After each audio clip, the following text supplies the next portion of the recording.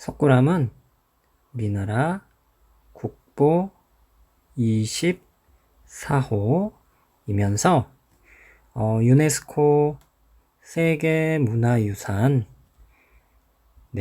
1995년에 등재가 되었습니다.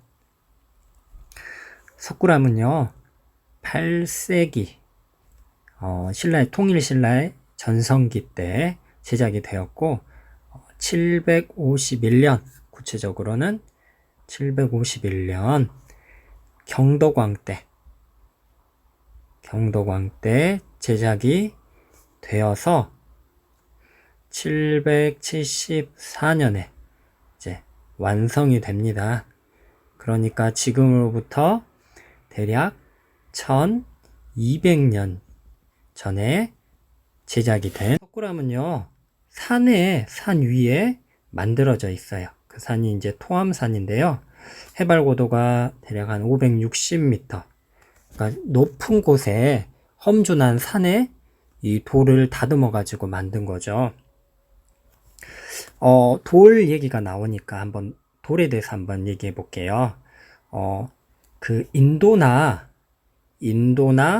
중국에도 이런 석굴암처럼 굴에 어떤 불상을 새겨 놓은 그런 문화유산들이 있는데요. 인도나 중국은요, 기존의 산에 있는 암벽을 뚫어서 만든 그런 석굴이에요. 석굴. 그리고 그리스에 있는 그 신들 조각해 놓은 거 있죠. 이것들은 이제 대리석들을 조각을 한 거예요. 근데 이 대리석들은요, 조각이 쉬워요. 대리석 깎기가 쉽거든요. 그리고 인도 중국의 이 석굴도 암벽을 뚫어서 만들었기 때문에 그렇게 어렵지 않아요. 암벽이 뭐 단단하지 않거든요. 그런데 우리나라는 좀 달라요. 우리나라 암벽들은 화강암이에요. 우리나라는 이제 화강암 지대이고, 그리고 이 석굴암은요, 우리나라에 많은 이 화강암 지대에 튼튼한 이 화강암을 다듬고 조립한 거예요. 인도 중국의 이 석굴이 자연적으로 만든 자연 환경을 뚫어 가지고 만든 석굴이라고 하면, 이 석굴하면요 인조 석굴이에요. 그러니까 당시에 사람들이 화강암을 가지고 만든 그런 석굴이 되는 거죠. 석굴암은 선생님이랑 한번 보면요 이렇게 생겼어요. 석굴암이 하나의 높이가 여기가 대략 한 340cm 높이가 340cm면 3m가 넘죠. 이 돌이요 하나의 돌이에요. 이 하나의 돌을 깎은 거예요. 그러니까 대략 4m 이상의 화강암을 가져와 가지고 한 번에 깎은 거죠. 당시에 1200년 전의 기술료는 대단하게 그렇게 볼 수 있죠. 석굴암을 보면요. 석굴암은 비례와 균형이 대단하다고 해요.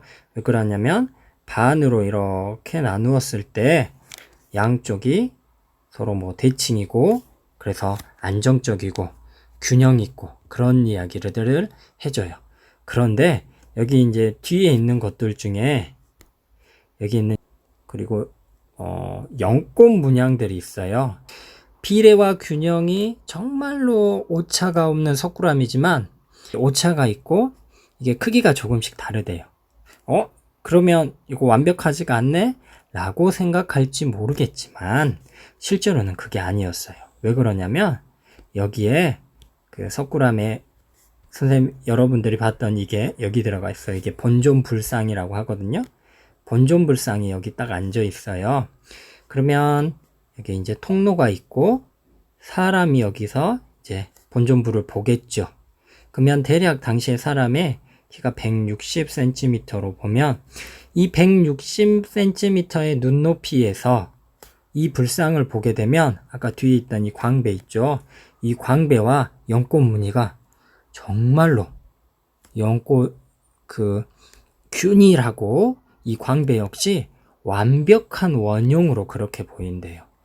그러니까 여기에 있는 이 사람, 즉 참배자, 참배하는 사람의 이 시각까지 고려한 그런 어떤 문화재죠.